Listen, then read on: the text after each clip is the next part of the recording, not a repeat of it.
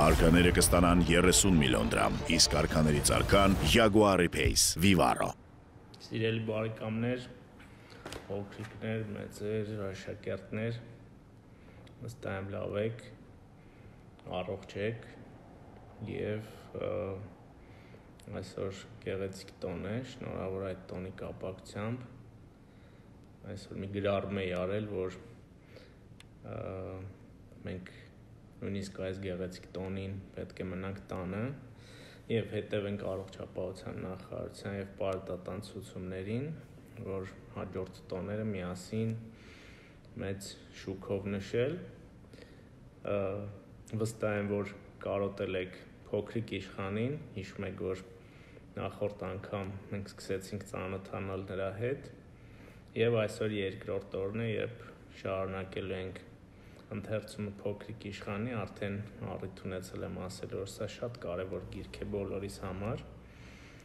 որովհետեւ մեր կյանքի տարբեր խնդիրներին է առնչվում եւ ի վերջո գեղեցիկ ստեղծագործություն է եւ մենք այսօր շարունակենք մշակութային կյանքը որոշ չափով ակտիվ պահելու համար մենք մի շարք նախաձեռնություններով ենք հանդես եկել եւ գիտեք, որ մի քանին արդեն հաղորդաշար կան առցանց եւ մենք շարունակում ենք այդ գործունեությունը մեր մշակութային պոակները եւ հաստատությունները նոր նախաձեռնություններով են հանդես գալիս եւ իրենց ուրեմն աշխատանքն են առցանց ներկայացնում հիմա ուրեմն այսօր եւս մի նման պրոյեկտ կսկսենք, առաջին հաղորդումը կլինի եւ երեկոյան ես ձեզ անպայման այդ հաղորդման կծանոթացնեմ իմ այս էջում, իսկ հիմա շարունակում ենք փոքրիկ իշխանը ընթերցել, ես ինքս կարոտել էի փոքրիկ իշխանին, վստահ եմ, որ դուք նույնպես։ Մենք կանգնել ենք 5-րդ օրվա պատմությունից ենք սկսում։ 5-րդ օրը դարձյալ Գառնուկի շնորհիվ ես իմացա փոքրիկ իշխանի գաղտնիքը։ Նա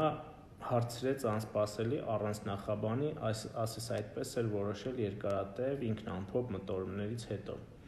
Եթե Գառնուկը թփեր է ուտում, նշանակում է ծաղիկներ էլ է ուտում։ Ուտում է այն, ինչ հանդիպում է։ Նույնիսկ այնպիսի ծաղիկներ, որոնք փշեր ունեն։ Այո, նաև այնպիսի, որոնք փշեր ունեն։ Այդ դեպքում ինչի համար են փշերը։ Ես դա չգիտեի։ Շատ զբաղված էի շարժիչի մեջ մի պտուտակ էր լռվել եւ ես փորձում էի այն պտեցնել։ Ես տեղս չէի գտնում։ Դրությունս լրջանում էր, ջուր համարյա չէր մնացել եւ ես սկսել էի վախենալ, որ իմ հարկադրական վայրեջքը վատ վերջաբանք ունենա։ Ինչի համար են փշերը։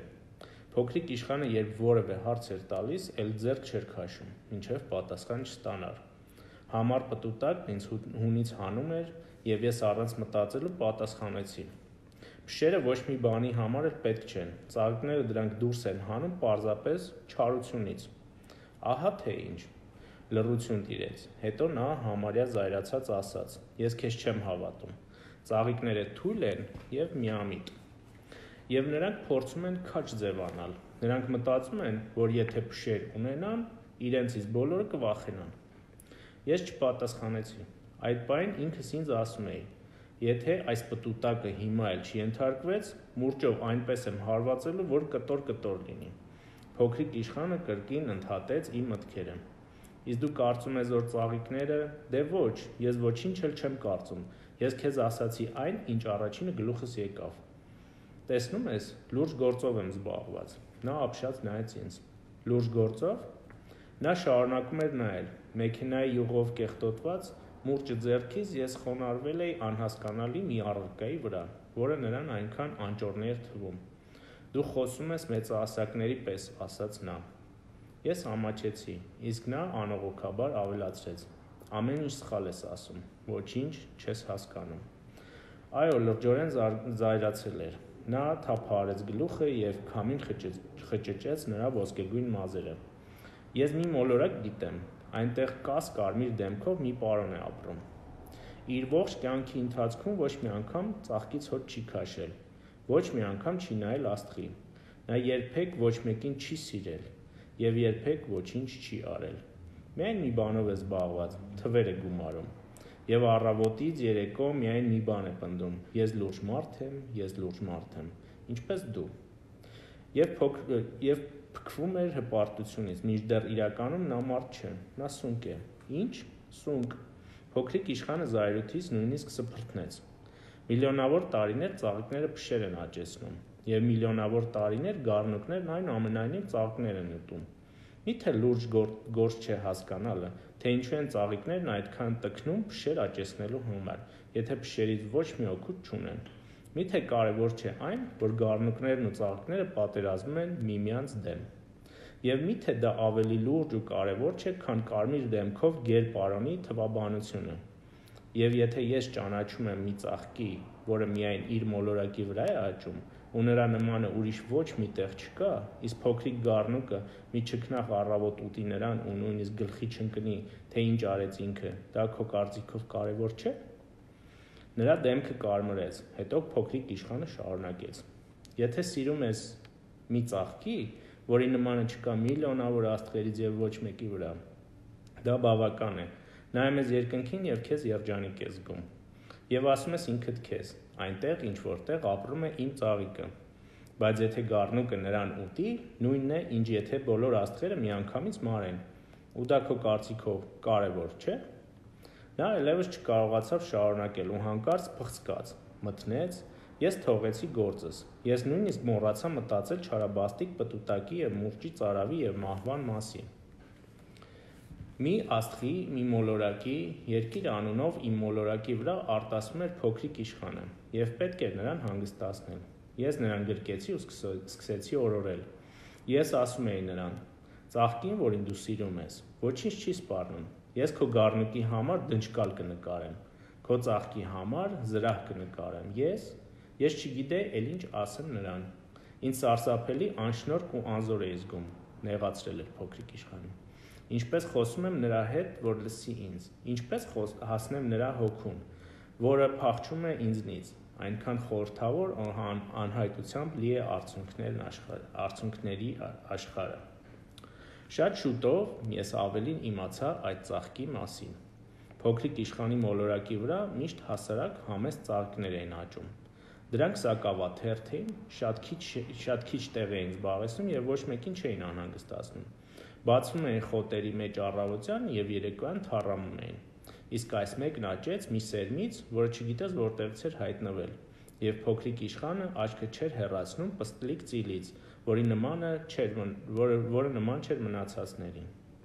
Մեկ էլ տեսար բաոբաբի մի նոր տարատեսակ է։ Հիշում եք, չէ՞, բաոբաբի պատմությունը։ Բայց փոքրիկ թուփը շուտով դադարեց վեր ձգվել եւ նրա վրա մի կոկոն հայտնվեց։ Փոքրիկ իշխանն այդպիսի մեծ կոկոններ երբեք չէր տեսել եւ նախազգում էր, որ հրաշք է տեսնելու։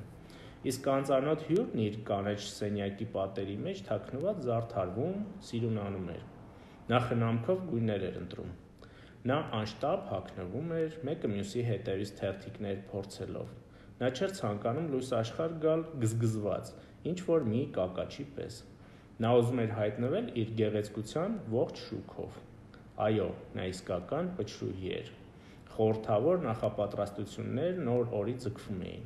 Եվ ահա մի օր առավոտյան, երբ արևը նոր էր ծագել, նրա թերթերը բացվեցին։ Եվ գեղեցկուհին, որ այնքան ջանքեր էր թափել հենց այս րոպեի համար, օրանջելով ասաց. հազիվ արթնացա։ Ներեցեք, մազերս երևի շատ գզգզված են։ Փոքրիկ իշխան չկարողացավ զսպել հիացմունքը։ Որքան չքնաղ եք դուք։ Այդպես է, չէ՞, կամացուկ պատասխանեց ծաղիկը։ Եվ նկատի ունեցեք, որ ես արևի հետ ծնվեցի։ Փոքրիկ իշխանը իհարկե գլխի ընկավ, որ զարմանալի հյուրն ավելորդ համեստությունից չի տառապում, բայց փոխարենն այնքան գեղեցիկ էր, որ մարդու շունչը կտրվում էր դրանից, ծաղիկը շուտով ասաց. Կարծում եմ նախաճաշելու ժամանակն է, բարի եղեք, հոգ տարեք իմ մասին։ Փոքրիկ իշխանը շատ շփոթվեց, փնտրեց, գտավ ցնցուղը եւ ջրեց ծաղիկն աղբյուրի ջրով։ Շուտով պարզվեց, որ գեղեցկուհին հպարտ է եւ ունեղածկոտ, եւ փոքրիկ իշխանը նրա ձեռքին շատ տանջվեց։ Ծաղիկը 4 փուշ ուներ։ Մի անգամ նա ասաց. Թող գան վագրերը, ես նրանց ճանկերից չեմ վախենում։ Իմ մոլորակի վրա վագրեր չկան, առարկեց փոքրիկ իշխանը։ Բացի այդ, վագրերը խոտ չեն ուտում։ Ես խոտ չեմ, կամացուկ նկատեց ծաղիկը։ Ներեցեք։ Վագրերից ես չեմ վախենում, բայց սարսափելի վախենում եմ միջանցիկ քամիներից։ Դուք միջնորմ չունեք։ Բույս է, բայց միջանցիկ քամիներից վախենում է։ Շատ տարօրինակ է, մտածեց փոքրիկ իշխանը։ Ինչ բարդ բնավորություն ունի այս ծաղիկը։ Երեկոյան ինձ ծածկեք կափարիչով։ Այստեղ շատ ցուրտ է, շատ անհարմարավետ մոլորակ է, իսկ այնտեղ, որտեղից ես եմ եկել, նա չավարտեց խոսքը, չէ՞ որ ինքն այստեղ հայտնվել էր այն ժամանակ, երբ դեռ փոքրիկ սերմ էր, եւ ոչինչ չէր կարող իմանալ այլ աշխարհների մասին։ Հիմարություն է ստելը, երբ գիտես, որ սուտդ այնքան հեշտ է բռնելը։ Գեղեցկուհին շփոթվեց, հետո 1-2 անգամ հազաց, որպեսզի փոքրիկ իշխանը զգա, թե որքան մեղավոր է իր հանդեպ։ Բայց ուր է միջնորմը։ Ես ուզում էի գնալ այն բերելու, բայց չէի կարող։ Չէի կարող, չէ՞, ձեզ մինչև վերջ չլսել։ Գեղեցկուհին ավելի բարձր հազաց, թող փոքրիկ իշխանի խիղճն այնուամենայնիվ տանջի։ Չնայած փոքրիկ իշխանը շատ սիրեց ճկնաղ ծաղկին եւ ուրախ էր, որ ծառայում է նրան, բայց շուտով նրա հոգում կասկածներ արթնացան։ Ծաղկի դատարկ խոսքերը նա սրտին մոտ էր ընդունում եւ իրեն սկսեր շատ դժբախտ զգալ։ Ես զուր էի լսում նրան, դյուրահավատորեն ասաց նա ինձ մի անգամ։ Երբեք պետք չէ լսել, թե ինչ են ասում ծաղիկները։ Պետք է պարզապես նայել նրանց եւ շնչել նրանց բույրը։ Իմ ծաղիկը բուրմունքով էր լցրել իմ ողջ մոլորակը, իսկ ես չէի կարողանում ուրախանալ նրա գոյությամբ։ Ճանկերի ու վագրերի մասին այդ զրույցները, դրանք պիտի հուզեին ինձ, մինչդեռ ես զայրացա։ Նա նաեւ խոստովանեց։ Ես ոչինչ էլ չէի հասկանում այն ժամանակ։ Պետք է ոչ թե խոսքեր, այլ գործերով դատեի։ Նա ինձ էր նվիրում իր բույրը, լուսավորում էր իմ կյանքը։ Ես պիտի չփախչեի։ Այդ խղճուկ խորամանկությունների եւ հնարքների տակ ես պետք է նկատեի քնքշությունը։ Ծաղիկներն այնքան անհետևողական են, բայց ես շատ անփորձ էի։ Ես դեռ սիրել չէի կարողանում։ Որքան հասկացա, նա որոշել էր ճամփորդել չվող թռչունների հետ։ Մեկնելու օրվա առավոտյան սովորականից ավելի ջանասիրաբար կարգի բերեց իր մոլորակը։ Նա խնամքով մաքրեց գործող հրաբուխները։ Նրա մոլորակի վրա 2 գործող հրաբուխ կար։ Առավոտյան շատ հարմար էր դրանց վրա նախաճաշ տաքացնելը։ Բացի այդ, մի հանգած հրաբուխ էլ կար։ Բայց, ասաց նա, ինչ իմանաս, ինչ կարող է պատահել։ Այդ պատճառով հանգած հրաբուխն էլ մաքրեց։ Երբ հրաբուխները խնամքով մաքրում ես, դրանք հավասար եւ մեղմ կրակ են արձակում եւ չեն ժայթքում։ Հրաբուխի ժայթքումը նույնն է, ինչ բոցը վառարանի խողովակում, երբ այնտեղ մուր է հավաքվում։ Իհարկե մենք երկրի վրա ապրող մարդիկս շատ փոքր ենք մեր հրաբուխները մաքրելու համար, թե ինչու են դրանք մեզ այդքան տհաճություն պատճառում։ Հետո փոքրիկ իշխանը ոչ առանց տխրության քաշեց հանեց բաոբաբների վերջին ծիլերը։ Նա մտածում էր, որ այլևս երբեք չի վերադառնա։ Այդ առավոտ սովորական աշխատանքը նրան անսովոր հաճույք էր պատճառում։ Իսկ երբ վերջին անգամ ջրեց ու պատրաստվում էր ապակի կափարիչով ծածկել հրաշք ծաղիկը, քիչ մնաց լաց լիներ։ Մնաք բարով, ասաց նա։ Գեղեցկուհին չպատասխանեց։ Մնաք բարով, կրկնեց փոքրիկ իշխանը, ծաղկահազած, բայց ոչ թե մրսածությունից։ Ես հիմար էի, խոսեց նա վերջապես, ներիր ինձ։ Եվ աշխատիր երջանիկ լինել։ Եվ հանդիմանության ոչ մի խոսք։ Փոքրիկ իշխանը շատ զարմացավ։ Նա ապակի կափարիչը ձեռքում շփոթված քարացավ։ Որտեղից այդ մեղմ քնքշանքը։ Այո, ես սիրում եմ քեզ, լսեց նա։ Ես եմ մեղավոր, որ դու չգիտես այդ մասին։ Դա կարևոր էլ չէ։ Բայց դու էլ նույնքան հիմար էիր, որքան ես։ Աշխատիր երջանիկ լինել։ Կափարիչը ցած դիր, այն ինձ այլևս պետք չէ։ Բայց քամին, ես այնքան էլ մրսած չեմ։ Գիշերվա թարմությունն ինձ ավելի կօգնի, չէ՞ որ ես ծաղիկ եմ։ Գազանները, միջատները, ես պետք է հանդուրժեմ 2-3 թրթուրի ընկերակցությունը, եթե ուզում եմ ծանոթանալ թիթեռների հետ։ Նրանք երևի հմայի չեն, պետք է չէ մեկնումեկն այցելի ինձ, չէ որ դու հեռու ես լինելու, իսկ մեծ գազաններից չեմ վախենում, ես էլ ճանկեր ունեմ։ Եվ նա պարզասրտորեն ցույց տվեց իր 4 փշերը, հետո ավելացրեց. մի ձգձգիր, դա անտանելի է, որոշել ես գնա։ Նա չէր ուզում, որ փոքրիկ իշխանը տեսնի, թե ինչպես է ինքը լաց լինում, դա շատ հպարտ ծաղիկ էր։ Փոքրիկ իշխանի մոլորակին ամենից ավելի մոտ էին 325, 326, 327, 328, 329 և 330 աստղակերպերը։ Եվ նա որոշեց սկզբում անցնել դրանցով, պետք է չէ ինչ-որ զբաղմունք գտնել ու նաև ինչ-որ բան սովորել։ Առաջին աստղակերպի վրա ապրում էր մի թագավոր,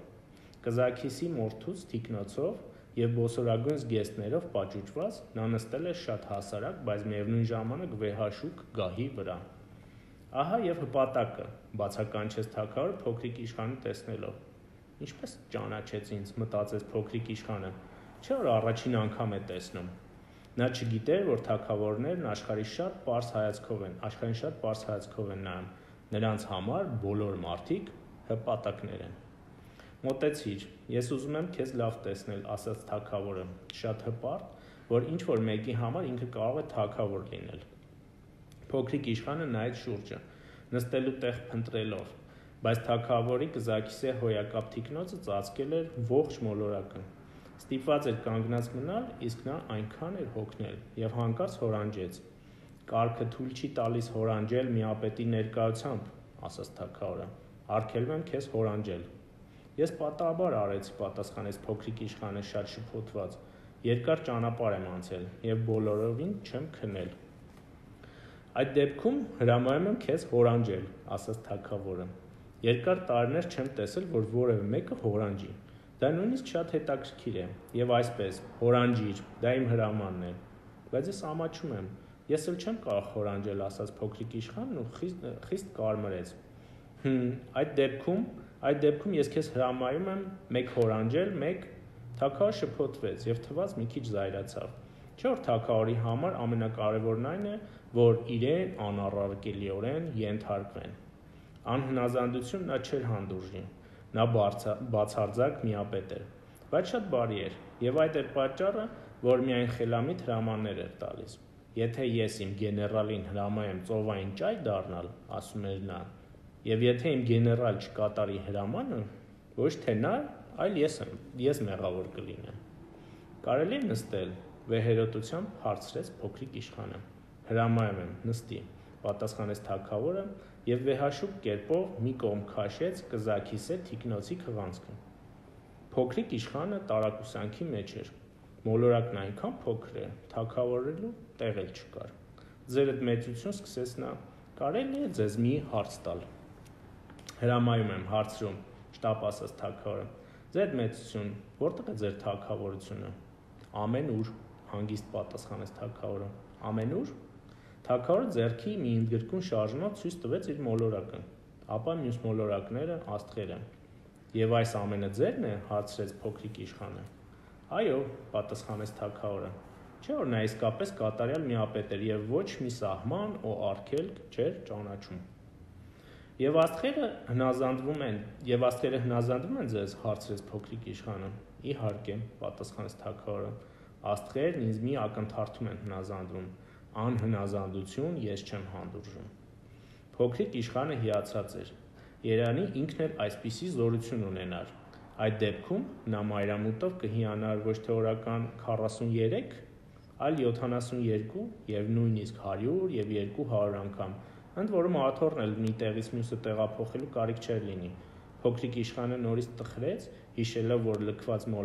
իր լքված մոլորակը և քաջություն հավաքելով խնդրեց թագավորին։ Ես շատ կուզենայի մայրամուտ տեսնել, խնդրում եմ, հրամայեք արևին մայր մտնել։ Եթե ես որևէ գեներալի հրամայեմ թիթեռի պես թռչել ծաղկից ծաղիկ կամ ողբերգություն հորինել կամ ճայ դառնալ, և գեներալը չկատարի իմ հրամանը, ով մեղավոր կլինի, ես, թե նա։ Դուք, ձերդ մեծություն, ոչ մի րոպե չերկմտելով պատասխանեց փոքրիկ իշխանը։ Միանգամայն ճիշտ է, հաստատեց թագավորը։ Յուրաքանչյուրից պետք է պահանջել այն, ինչ նա կարող է անել։ Իշխանությունը նախ և առաջ պետք է խելամիտ լինի, սա շատ կարևոր է։ Եթե դու հրամայես քո ժողովրդին նետվել ծովը, նա հեղափոխություն կկազմակերպի։ Ես իրավունք ունեմ հնազանդություն պահանջելու, որովհետև իմ հրամանները խելամիտ են։ Իսկ Մայրամուտը, հարցրեց փոքրիկ իշխանը, երբ նա որևէ բան էր հարցնում, մինչև պատասխանը չստանար, հետ չէր կանգնում իր հարցից։ Մայրամուտ կլինի, ես կպահանջեմ, որ արևը մայր մտնի, բայց նախ կսպասեմ բարենպաստ պայմանների, որովհետև դրա մեջը տիրակալի իմաստնություն է։ Իսկ պայմանները երբ բարենպաստ կլինեն, փորձեց տեղեկանալ փոքրիկ իշխանը, պատասխանեց թագավորը հաստափոր օրացույցը թերթելով։ Այսօր դա կլինի երեկոյան ժամը 7:40 եւ այդ ժամանակ դու կտեսնես, թե ինչպիսի ճշգրտությամբ կկատարվի իմ հրամանը։ Փոքրիկ իշխանը հորանջեց, ափսոս, որ այստեղ ցանկացած պահի Մայրամուտ չես տեսնի, եւ անկեղծ ասած նա սկսել էր ձանձրանալ։ Ես պետք է գնամ, ասաց նա թագավորին, այստեղ էլ ոչինչ չունեմ անելու։ Մնա, ասաց թագավորը, նա շատ հպարտ էր, որ հպատակ էր գտել եւ չէր ուզում բաժանվել նրանից։ Մնա, ես քեզ նախարար կնշանակեմ։ Ինչ նախարար։ Դե արդարադատության, բայց այստեղ ոչ ոք չկա, որ դատեմ։ Ինչ իմանաս, առարկեց թագավորը։ Ես իմ ողջ թագավորությունը դեռ լավ չեմ տնտղել։ Ես շատ ծեր եմ, կարգի համար այստեղ տեղ չկա, իսկ ոտքով քայլելը հոգնեցնում է։ Փոքրիկ իշխանը մի քիչ թեքվեց եւ նայեց մոլորակի մյուս կողմը, բայց ես արդեն նայեցի, բացականչեց նա։ Այնտեղ էլ ոչ ոք չկա։ Այդ դեպքում ինքդ քեզ դատիր, ասաց թագավորը։ Դա ամենադժվար գործն է։ Ինքդ քեզ դատելը շատ ավելի դժվար է, քան ուրիշներին դատելը։ Եթե դու կարողանաս ճիշտ դատել քեզ, ուրեմն դու իրոք իմաստուն ես։ Որտեղ ասես կարող եմ ինքս ինձ դատել, ասեց փոքրիկ իշխանը։ Դրա համար չարժե այստեղ մնալ։ Մտմտաց թագավորը։ Ինձ թվում է իմ մոլորակի վրա ինչ որ միտեղ մի ծեր առնետ է ապրում։ Ես լսում եմ, թե ինչպես է նա գիշերները ճանկրտում։ Դու կարող ես դատել այդ ծեր առնետին։ Ժամանակ առ ժամանակ մահվան դատապարտիր նրան, նրա կյանքը քեզնից կախված կլինի, բայց հետո ամեն անգամ պիտի նրան ներես։ Պետք է պահպանել ծեր առնետին, չէ՞ որ նա այստեղ միակն է։ Ես չեմ սիրում մահապատժի հրամաններ արձակել, ասաց փոքրիկ իշխանը, եւ ընդհանրապես ժամանակն է գնալու։ Ոչ, ժամանակը չի, առարկեց թագավորը։ Փոքրիկ իշխանը լրիվ պատրաստ էր ճանապարհը շարունակելու, բայց չէր ուզում տխրեցնել ծեր թագավորին։ Եթե ձերդ մեծությանը հաճելի է, որ ձեր հրամաններն առանց առարկության կատարվեն, ասաց նա, կարող եք ողջամիտ հրաման տալ։ Օրինակ հրամայեք ինձ ոչ մի րոպե չկորցնելով ճանապարհ ընկնել։ Ինձ թվում է, դրա համար պայմաններն ավելի քան բարենպաստ են։ Թագավորը չպատասխանեց, եւ փոքրիկ իշխանը մի պահ անորոշության մեջ կանգնեց, ապա հոգոց հանեց եւ ճամփա ընկավ։ Քեզ դեսպան եմ նշանակում, նրա հետևից շտապ ձայն տվեց թագավորը։ Ընդ որում նրա տեսքն այնպիսին էր, ասես ոչ մի առարկություն չէր հանդուրժի։ Տարօրինակ են մեծահասակները, ինքն իրեն ասաց փոքրիկ իշխանն ու շարունակեց ճանապարհը։ Երկրորդ մոլորակի վրա ապրում էր Փառամոլը։ Ահա եւ մեծարողը հայտնվեց, բացականչեց նա, հեռվից արդեն փոքրիկ իշխանին նկատելով։ Չէ՞ որ սնափառ մարդկանց թվում է, որ բոլորն իրենցով հիանում են։ Բարի օր, ասաց փոքրիկ իշխանը։ Ինչ զվարճալի գլխարկ ունեք։ Սա խոնարհվելու համար է, բացատրեց Փառամոլը։ Խոնարհվելու, երբ ինձ ողջունում են։ Ցավոք այստեղ ոչ ոք չի գալիս։ Ահա թե ինչ, կմկմաց փոքրիկ իշխանը։ Նա ոչինչ չհասկացավ։ Ապա ծափահարիր, ասաց նրան Փառամոլը։ Փոքրիկ իշխանը ծափահարեց։ Փառամոլը բարձրացրեց գլխարկն ու համեստորեն խոնարհվեց։ Այստեղ ավելի ուրախ է, քան ձեր թագավորի մոտ, մտածեց փոքրիկ իշխանն ու կրկին ծափահարեց։ Փառամոլը կրկին գլխարկը հանելով խոնարհվեց։ Մոտավորապես 5 րոպե այս ամենը կրկնվեց եւ փոքրիկ իշխանը էլ ձանձրացավ։ Իսկ ինչու է պետք անել, որ գլխարկը ընկնի, հարցրեց նա, բայց Փառամոլը չլսեց։ Սնափառ մարդիկ գովասանքից բացի մնացած ամեն ինչի հանդեպ խուլ են։ Դու իսկապես ինձ հիացմունքով մեծարողն ես, հարցրեց նա փոքրիկ իշխանին։ Իսկ ինչ է նշանակում մեծարել։ Մեծարել նշանակում է ընդունել, որ այս մոլորակի վրա ես ամենագեղեցիկն եմ, ամենազուգվածը, ամենահարուստը եւ ամենախելացին։ Բայց քո մոլորակի վրա քեզնից բացի ոչ ոք չկա։ Դե լավ, հաճելի մի բան արա ինձ համար, միևնույն է, թե ինչ, հիացիր ինձանով։ Ես հիանում եմ, ասաց փոքրիկ իշխանը։ Ուսերը թեթևակի թոթողելով, բայց քեզ ինչ օգուտ դրանից։ Եվ նա փախավ փառամոլից։ Իսկապես որ մեծահասակները շատ տարօրինակ են, մտածեց նա, ճանապարհը շարունակելով։ Տեսնենք ուր հասավ հիմա։ Հաջորդ մոլորակի վրա ապրում էր հարբեցողը։ Փոքրիկ իշխանն այնտեղ շատ քիչ մնաց, բայց դրանից հետո տխրեց, երբ նա հայտնվեց այդ մոլորակի վրա։ Հարբեցողը նստած նայում էր իր առջև շարված դատարկ ու լիքը շշերի շարքին։ Ինչ ես անում, հարցրեց նրան փոքրիկ իշխանը։ Խմում եմ, մռայլ պատասխանեց հարբեցողը։ Ինչու։ Խմում եմ, որ մոռանամ։ Ինչը մոռանաս, հարցրեց փոքրիկ իշխանը, նա սկսեց խղճալ հարբեցողին։ Ուզում եմ մոռանալ, որ ամաչում եմ, խոստովանեց հարբեցողն ու կախեց գլուխը։ Ինչու ես ամաչում, հարցրեց փոքրիկ իշխանը, նա շատ էր ուզում օգնել այդ խեղճ մարդուն։ Ամաչում եմ, որ խմում եմ, բացատրեց հարբեցողը, ու այլևս նրանից ոչ մի ուրիշ խոսք հնարավոր չեղավ լսել։ Եվ փոքրիկ իշխանը շփոթված ու տարակուսած շարունակեց ճանապարհը։ Այո, իսկապես որ մեծահասակները շատ տարօրինակ են, մտածեց նա։ Չորրորդ մոլորակը պատկանում էր մի գործնական մարդու։ Նա այնքան զբաղված էր, որ երբ փոքրիկ իշխանը հայտնվեց իր կողքին, նույնիսկ գլուխը չբարձրացրեց։ Բարի օր, ասաց նրան փոքրիկ իշխանը, ձեր ծխախոտը հանգել է։ 3-ին գումարած 2 5, 5-ին գումարած 7 12, 12-ին գումարած 3 15, բարի օր, 15 և 7 22, 22 և 6 28, լուցկու վառելու ժամանակ չունեմ, 26 և 5 31, ընդամենը ստացվում է 501,622,731, 500 միլիոն ինչ, դու դեռ այստեղ ես, 500 միլիոն, արդեն չգիտեմ ինչ, այնքան գործ ունեմ, ես լուրջ մարդ եմ, շաղակրատելու ժամանակ չունեմ, 2-ին գումարած 5 7, 500 միլիոն ինչ, կրկնեց փոքրիկ իշխանը, որևէ բան հարցնելիս, հիշմեք չէ, նա չէր նահանջում, մինչև պատասխանը չստանար, գործնական մարդը բարձրացրեց գլուխը, արդեն 54 տարի է ես ապրում եմ այս մոլորակի վրա, և այս ամբողջ ընթացքում ինձ ընդամենը 3 անգամ է խանգարել, առաջին անգամ 22 տարի առաջ, ինչ-որ տեղից թռավ եկավ մի մայիսյան բզեզ, նա սարսափելի աղմուկ բարձրացրեց, և ես այն ժամանակ գումարման մեջ 4 սխալ արեցի, երկրորդ անգամ, 11 տարի առաջ, ինձ մոտ հոդաբորբի սրացում սկսվեց, նստակյաց կենսակերպի հետևանքով, քայլելու ժամանակ չունեմ,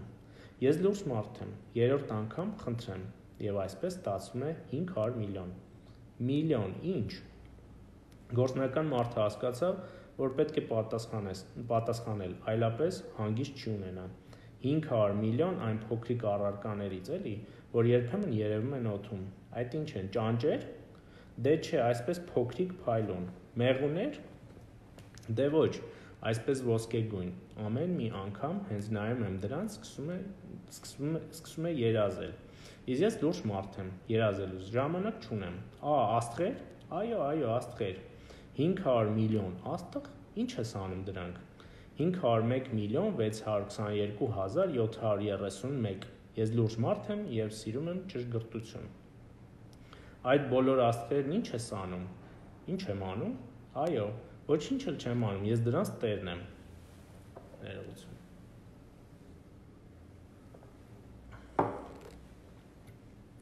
աստղերի տերն ես, այո, բայց ես արդեն տեսել եմ մի թագավորի, որը թագավորները ոչ մի բանի տերնել չեն, նրանք միայն կառավարել կարող են, իսկ դա նույն բանը չէ, իսկ ինչու է պետք տիրել աստղերին, որպեսզի հարուստ լինես, իսկ ինչու հարուստ լինես, որպեսզի նոր աստղեր գնես, եթե դրանք ինչ-որ մեկը հայտնաբերի, նա դատում է այնպես, ինչպես այն հարբեցողը մտածեց փոքրիկ իշխանը և շարունակեց հարցերը, իսկ ինչպես կարելի է աստղերին տիրել, աստղերն ումն են, հարցրեց գործնական մարդը դժգոհությամբ, չգիտեմ, ոչ մեկինը, ուրեմն իմն են, որովհետև ես եմ առաջինը այդ մասին մտածել։ Եվ այդքանը բավական է։ Իհարկե,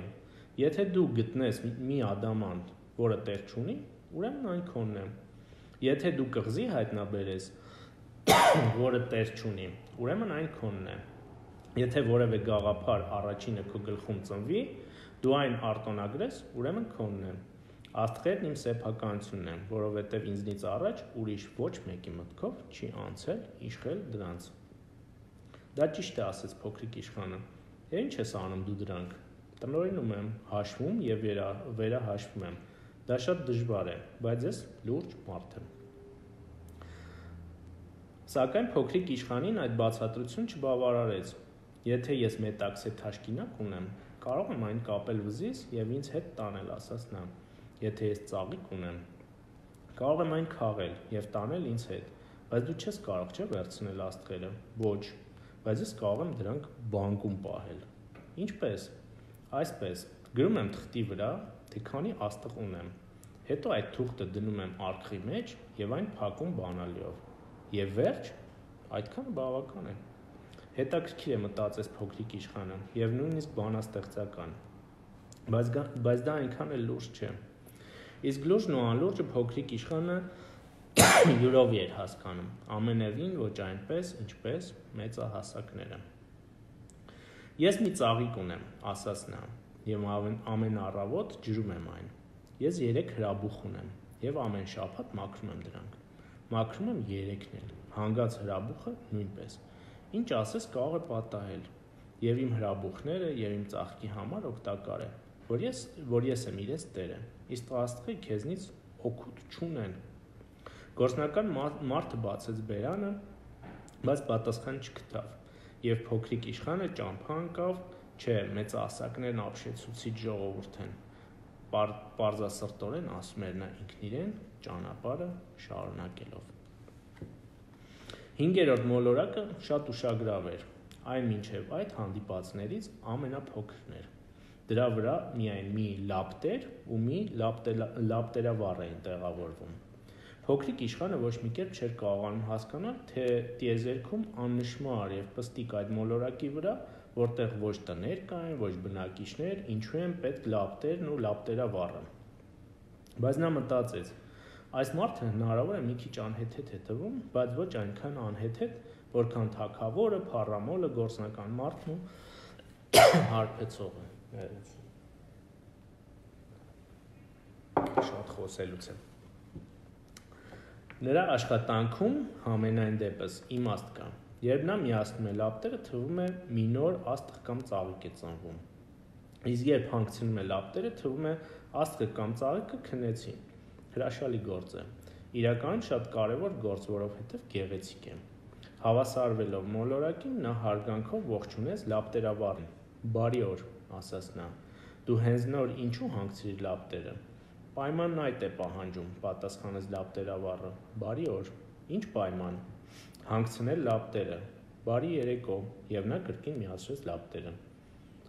Դու ինչու այն կրկին միացրիր։ Դա է պայմանը, կրկնեց լապտերավառը։ Դա է,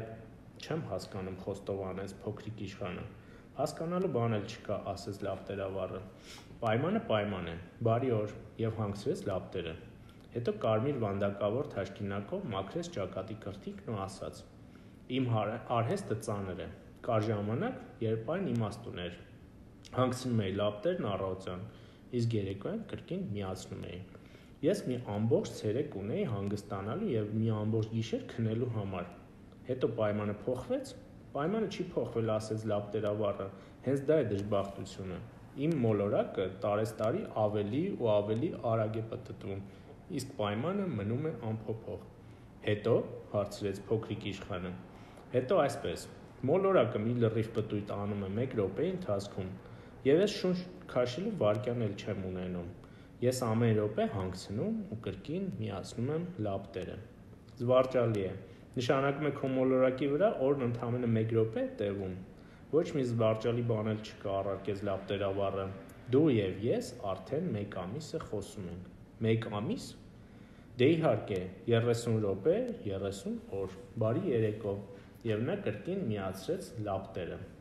Փոքրիկ իշխանը նայում էր լապտերավառին եւ մարդը, որ այդքան հավատարիմ էր իր խոսքին, նրան ավելի ու ավելի էր դուր գալիս։ Նա հիշեց, թե ինչպես էր ինքը մի ժամանակ իր մոլորակի վրա աթոռը տեղից տեղ տեղափոխում, որպեսզի եւս մեկ անգամ մայրամուտ տեսնի, եւ շատ ցանկացավ օգնել լապտերավառին։ Լսիր, ասաց նա, ես մի միջոց գիտեմ, որի օգնությամբ կկարողանաս հանգստանալ, երբ ուզենաս։ Հանգստանալ ես միշտ ուզում եմ, ասաց լապտերավառը։ Չէ՞ որ կարելի է եւ լինել խոսքի տերը եւ այնուամենայնիվ ալարկոտ լինել։ Քո մոլորակն այնքան պստիկ է, շարունակեց փոքրիկ իշխանը։ Դու կարող ես 3 քայլով պտտվել նրա շուրջ։ Պարզապես պետք է քայլես այնպիսի արագությամբ, որ անընդհատ արևի տակ մնաս։ Երբ ցանկանաս հանգստանալ, դու պարզապես քայլիր, եւ օրը կձգվի այնքան, որքան դու կամենաս։ Դրանից օգուտը քիչ է, ասեց լապտերավառը։ Աշխարհում ես ամենից ավելի քնել եմ սիրում։ Այդ դեպքում վիճակը լուրջ է, կարեկցեց նրան փոքրիկ իշխանը։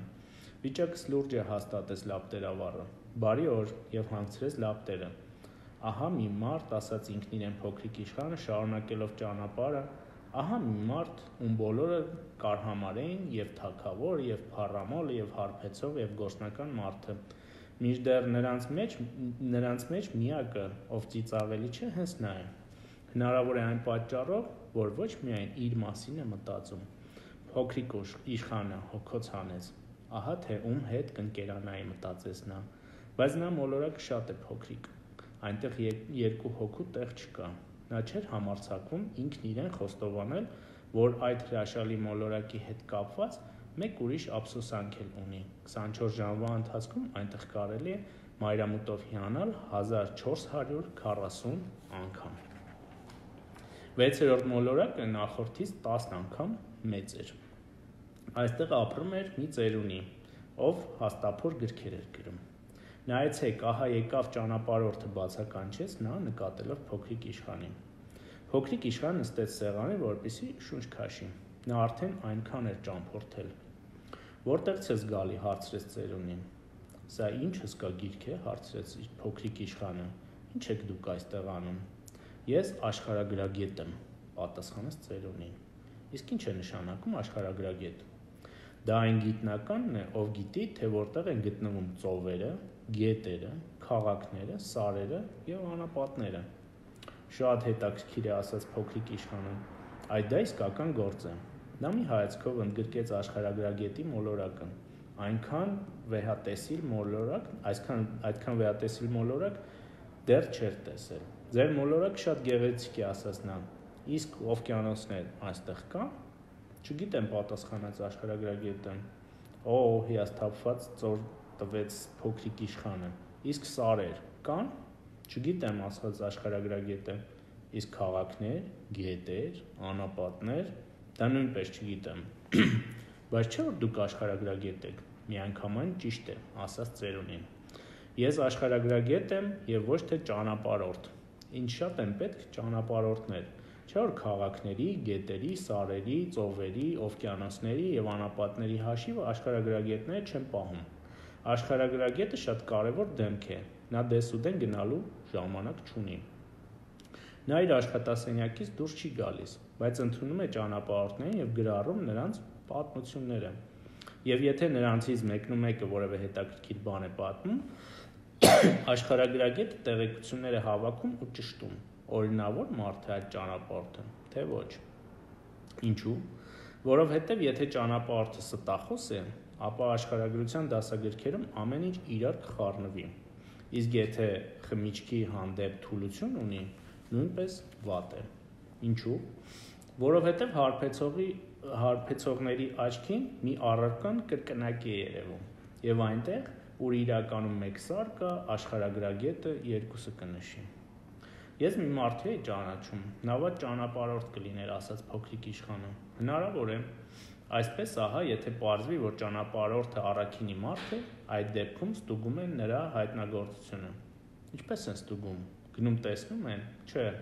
դա շատ բարդ է։ Պարզապես պահանջում են, որ ճանապարհորդն ապացույցներ ներկայացնի։ Օրինակ, եթե նա մեծ սար է հայտնաբերել, ապա թող այդ սարից մեծ քարեր բերի։ Հանկարծ հուզմունք պատեց աշխարհագրագետին։ Բայց չէ որ դու ինքդ էլ ճանապարհորդ ես, եկել ես հեռվից, պատմիր ինձ քո մոլորակի մասին։ Եվ նա բացեց հաստափոր գիրքն ու սրեց մատիտը։ Ճանապարհորդների պատմությունները նախ մատիտով են գրի առնում։ Եվ միայն այն բանից հետո, երբ ճանապարհորդն ապացույցներ ներկայացնում, նրա պատմությունը կարելի է գրառել թանաքով։ Լսում եմ քեզ ասած աշխարհագրագետը։ Դե այնտեղ ինձ մոտ այնքան էլ հետաքրքիր չէ։ Քրթմնջաց փոքրիկ իշխանը։ Այնտեղ ամեն ինչ շատ փոքր է։ 3 հրաբուխ կա, 2-ը գործող, մեկը վաղուց է հանգել, բայց ինչ ասես կարող է պատահել։ Այո, ամեն ինչ կարող է պատահել, հաստատեց աշխարհագրագետը։ Հետո ես մի ծաղիկ ունեմ։ Ծաղիկները մենք չենք նշում, ասաց աշխարհագրագետը։ Ինչու՞։ Չէ՞ որ դրանք ամենագեղեցիկն են։ Որովհետև դրանք վաղանցիկ են։ Ինչպես թե վաղանցիկ են։ Աշխարհագրության գրքերն ամենաթանկ գրքերն են, բացատրեց աշխարհագրագետը։ Դրանք երբեք չեն հնանում։ Չէ՞ որ խիստ հազվադեպ երևույթ է սարի տեղաշարժվելը կամ օվկիանոսի ցամաքելը։ Մենք գրում ենք հավերժական եւ անփոփոխ երևույթների մասին։ Բայց հանգած հրաբուխը կարող է արթնանալ, ընդհատեց փոքրիկ իշխանը։ Իսկ ինչ է նշանակում վաղանցիկ։ Մեզ աշխարհագրագետներից համար կարևոր չէ, հանգել է հրաբուխը, թե գործում է, ասաց աշխարհագրագետը։ Կարևոր է մի բան՝ սարը չի փոխվում։ Իսկ ինչ է նշանակում վաղանցիկ, հարցրեց փոքրիկ իշխանը։ Չէ՞ որ նա երբ որևէ հարց էր տալիս, չէր հրաժարվում իր հարցից, մինչև չստանար պատասխանը։ Դա նշանակում է այն, ինչը շուտով պետք է անհետանա։ Իմ ծաղիկն էլ շուտով պետք է անհետանա։ Իհարկե։ Իմ չքնաղը, իմ ուրախությունը հավերժական չէ, ասաց ինքն իրեն փոքրիկ իշխանը։ Եվ նա հիմա աշխարհից պաշտպանվելու հնար չունի։ Նա միայն 4 փուշ ունի։ Իսկ ես լքեցի նրան, եւ նա մնաց իմ մոլորակի վրա լրիվ մենակ։ Առաջին անգամ էր, որ փոքրիկ իշխանը զղջաց ծաղկին մենակ թողնելու համար, բայց նույն պահին էլ վերգտավ արիությունը։ Դուք ինձ ուր խորտ կտաք գնալ, հարցրեց նա աշխարհագրագետին։ Գնա երկիր մոլորակ, պատասխանեց աշխարհագրագետը։ Այն վատ հեղինակություն չունի։ Եվ փոքրիկ իշխանը ճանապարհ ընկավ, բայց նրա մտքերն իր լքած ծաղկի հետ էին։ Այսօր սրանով կսահմանափակվենք երկիր մոլորակ փոքրիկ իշխանի ճամփորդության մասին արդեն հաջորդ օրը ուրեմն հաջորդ օրը կկարդանք դրա մասին։ Ես կցանկանայի պարզապես, որ այսօր շատ կարևոր բաների մասին խոսեցինք եւ շատ կուզեի, որ դուք ձեր ընտանիքներում շարունակեք քննարկել այն գաղափարները, այն պատմությունները, որոնք լսեցիք փոքրիկ իշխանի ընթերցման այս երկրորդ օրվա ընթացքում։ Այսքանով ձեզ ուզում եմ առաջին հերթին առողջություն, հետո երջանկություն մաղթել եւ հույս հայտնել, որ չեք փռշտա, չեք մրսի, չեք հիվանդանա եւ առողջ կլինեք։ Շնորհակալություն ուշադրության համար։ Հաջորդ օրվա մասին նախորդ անպայման կտեղեկացնեմ։ Լավ եղեք։